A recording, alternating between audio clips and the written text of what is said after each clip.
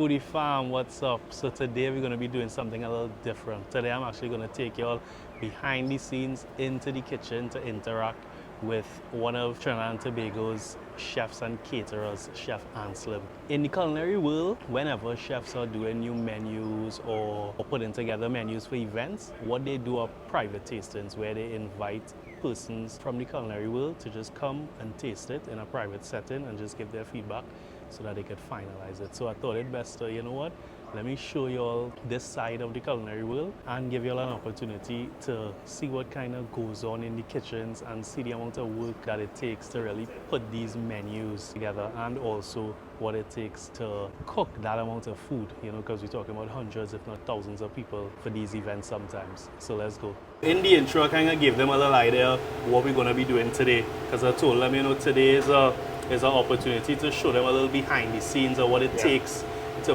put these menus together, to cook for that amount of people. So what I was telling was that in the culinary world, these private tastings are a normal thing, you know, but it's something the outside world don't ever see.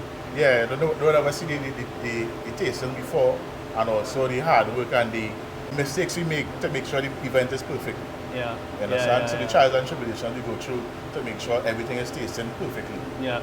So what are we tasting for here today? What is the event? So as I told you before, it's Hideaway. Hideaway is a brunch event, right? I had it last year, this year, I'm going to do it again. This is where we're doing a taste of a Cuban experience or a Havana experience. A Havana experience is where we fuse in the Caribbean food with Cuban food. So we're starting off with, we have the Oxtail fajita rolls, we're doing a shrimp ceviche, we're doing roasted chicken, roasted pork with plantains and plenty spices and cilantro and those kind of things. So we kind of basically giving a taste of both worlds, a fusion of Caribbean and Cuban experience. So what we have here today is we're going to start with a pickled gallo, right? We have some onions, chopped onions,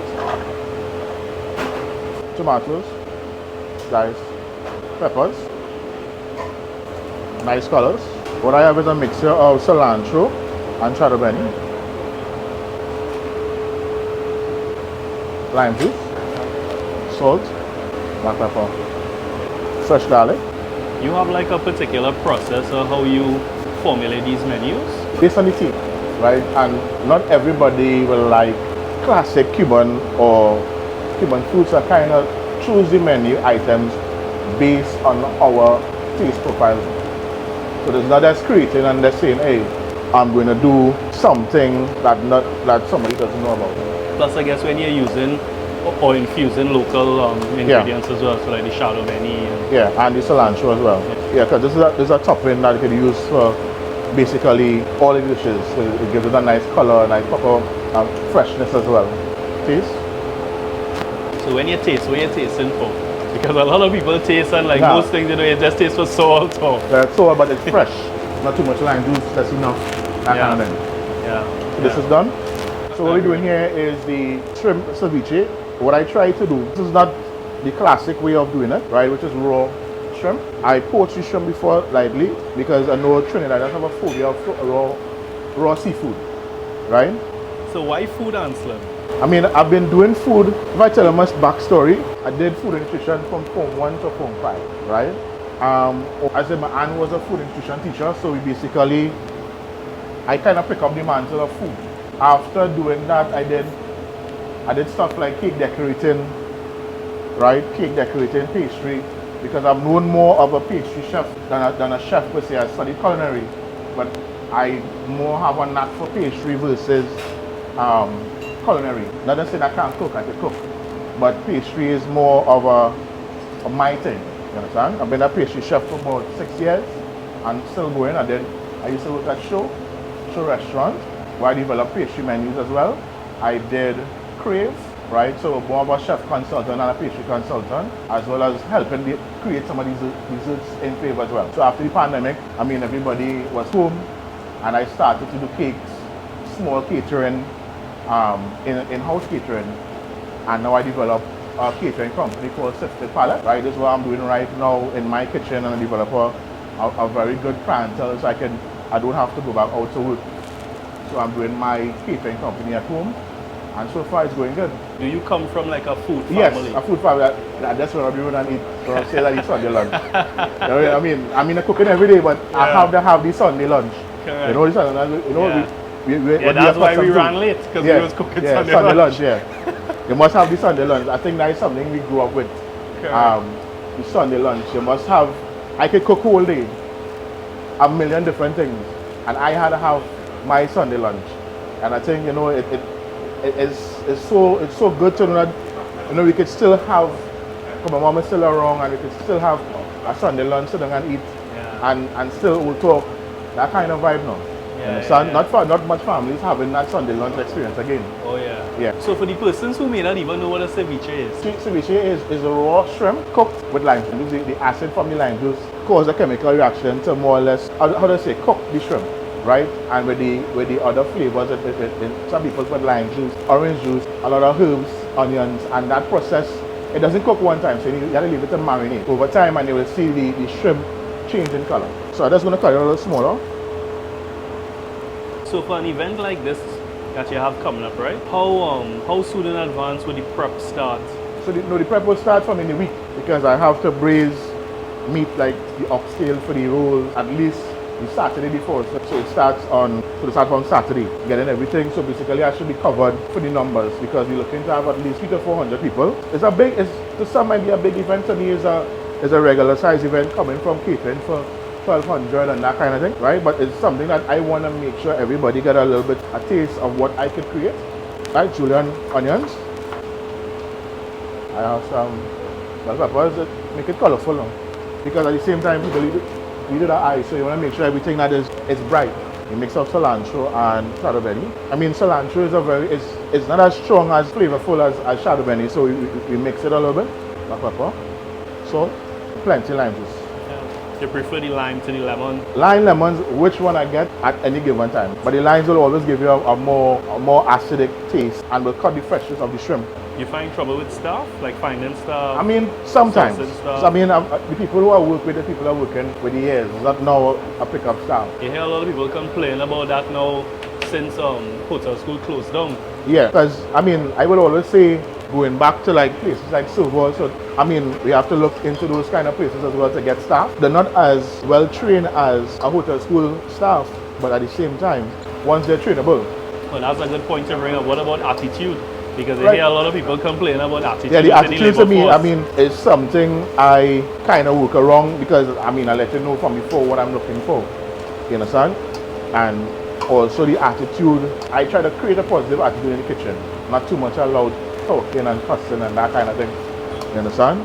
Create a kind of more homey vibe, so you feel comfortable. Right, so adding some just some hot pepper, not too hot, just to give it a little kick, or Trini kick, not too spicy. So let's leave this and marinate a little bit. And you'll come back to taste and adjust the lime, because the lime juice is what will give it a nice flavor. So right, so is that take on a Cuban spice chicken. So what we have here is some paprika, some coriander, some thyme, some oregano, and salt, pepper. We have garlic here, some lime juice, oil, right? And we're just going to throw in our Trini favorite, some green seasoning. What do you put in your green seasoning? Shadow benny, chive, celery, the basic, but we also have something called Foodie Nation. Foodie Nation is thyme, that we know it's big leaf thyme, to give it that real Trini flavor. So you do with lime juice. So mind you, this chicken is clean already and washed. Oil, garlic, right? So that's going to mix our spices. Going in on our Trini favorite. So you're going to mix this up and just marinate for a little while.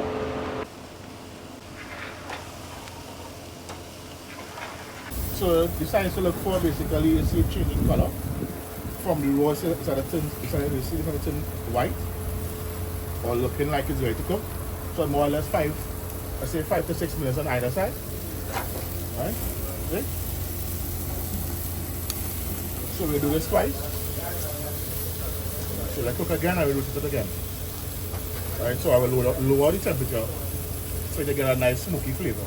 As you realize, I've built the knuckles on all the joints. Right, so it helps with the cooking process, and it cooks faster. Right, normally when you realize it cooks, you still get some blood in the joints or the knuckles. So that's going to let it finish in the oven. So what we have here is the Cuban style pork. This pork is washed already, so we just go with some oil.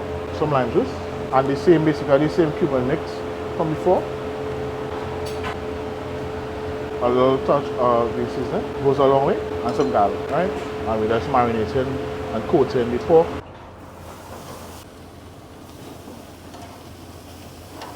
So this one, you will have to leave it a little longer on either side. Don't go too high, you don't want to burn too fast. I mean, it doesn't have any sugar or anything in it, but you don't want to burn too fast. And you're charred on one side. You want to kind of make it a balanced slow cook, but barely charred at the same time.